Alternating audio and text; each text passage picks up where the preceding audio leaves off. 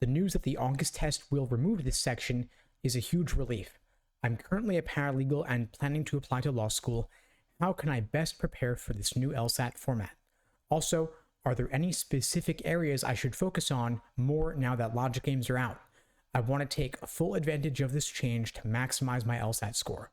So yeah, I know a lot of people are really happy that logic games are being removed. For me, this is somewhat bittersweet because logic games was actually the most learnable section of the LSAT. So if you're intimidated by it, you may not need to be. I'd recommend giving it a good serious try. You could spend a month or two focused on games just to start. Try spending a few weeks working on logic games and see if you can't get a big improvement.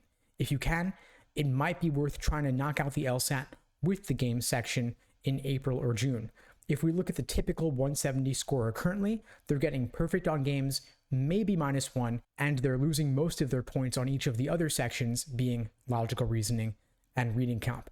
That being said, if you just can't crack the logic game section, then by all means, go for August instead. You don't need to take it with the games, and law schools won't care whether you took it with games or without games.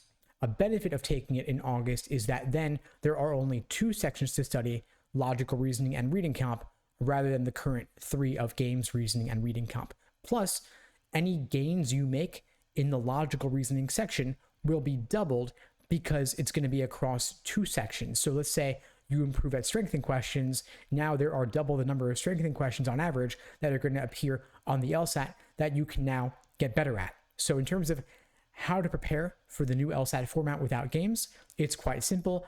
Take all that time you would have spent on games and now spend it on logical reasoning instead. So logical reasoning becomes roughly 2/3 of the LSAT rather than only 1/3. I've got a question here asking, as someone who's been intimidated by the logic game section of the LSAT, in other words, for every 2 hours you spend studying logical reasoning, you spend only 1 hour studying reading comp, assuming that you're doing pretty evenly in both sections. In reality, logical reasoning is a bit more learnable than reading comp is, so you may want to spend even more than 2/3 of your time on logical reasoning just to start. And there are also roughly 15 different types of logical reasoning questions, including must be true, most strongly supported, necessary assumption, sufficient assumption, flaw, strengthen, weaken, method of reasoning, and so on.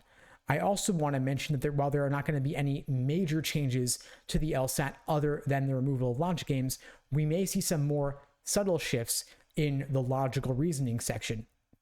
Reports from students who took experimental logical reasoning sections recently indicate that there were more questions focused on numbers and percentages, meaning more numerical based questions dealing with things like proportions and such, and also more questions dealing with formal logic. So formal logic questions including must be true, sufficient assumption, and parallel, more questions where diagramming is helpful. It seems that LSAC is taking some of the underlying concepts that were being tested in logic games and incorporating them more into the logical reasoning section. So make sure that you're really clear on some of those tougher, more abstract logical reasoning question types.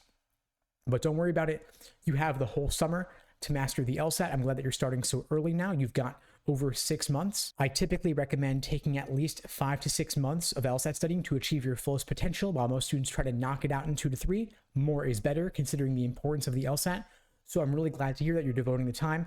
You mentioned that you're a paralegal. I know paralegals can often work pretty long hours working overtime. And so if you can, try to reduce the overtime. If you can, let your boss know you're taking the LSAT, and they'll be understanding, of course, since it is the legal world, and maybe you'll be able to get out of the office at 5 and you can devote a bit more time to your LSAT studying. For anyone out there working full time, I typically recommend, if you can, squeeze in 30 to 60 minutes before work, the same amount of time during your lunch, and then 2 hours if you can after work during the week. And then, of course, do a bit more on the weekend. There are, of course, a wide variety of ways we could support you at LSAT Unplugged. If you are aiming to master the LSAT in August or whenever you're taking it, we have live online classes via Zoom, on-demand video courses, small group coaching, and one-on-one coaching.